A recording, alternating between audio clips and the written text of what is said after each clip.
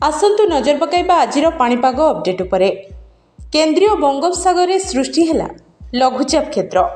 पश्चिम केंद्रीय और उत्तर पश्चिम बंगोपसागर में लघुचाप क्षेत्र सृष्टि होइछि। लघुचाप प्रभाव में 15 तारिख जाए प्रबल अति प्रबल वर्षार संभावना रही। पश्चिम और दक्षिण ओडिशा रे प्रबल अति प्रबल वर्षा हेबो बोली पाणीपाग विभाग पूर्वानुमान करिछि।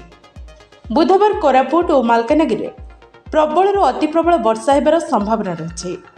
नवरंगपुर, रायगड़ा, कलाहांडी, गजपति, बलांगीर और नुआपड़ा रे प्रबल वर्षार संभावना रही। उपकूल ओडिशा और पश्चिम ओडिशार विभिन्न स्थान में घड़घड़ी सह वर्षा हो पारे।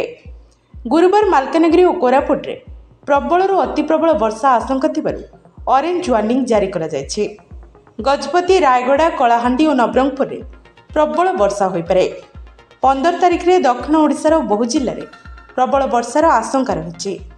मंगलवार उपकूल ओडिशा और पश्चिम ओडिशार अनेक स्थानर तापमात्रा 36 डिग्री पाखापाखि रही। अधिक आर्द्रता जोगु भीषण गुळुगुळी अनुभूत होता। झारसुगुड़ा 36.5, संबलपुर 36.2, तालचेर 35.6, सोनपुर और राउरकेला 35, टिटलागढ़ ताती 34.5 डिग्री सेल्सियस रही।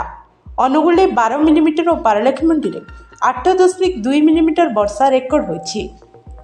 एसहित आंचलिक पाणीपाग विभाग भुवनेश्वर पक्षरु भुवनेश्वर एयरपोर्ट रे 29 degree, Gopalpur 26.8 degree, Paradip 28.8 degree, Bhubaneswar और Cuttack 33.4 degree, Baleswar 28.6 degree, Jharsuguda 28 degree, Puri 29 degree और चांदवाली 28.8 डिग्री सेल्सियस तापमात्रा रेकर्ड करा जायछि।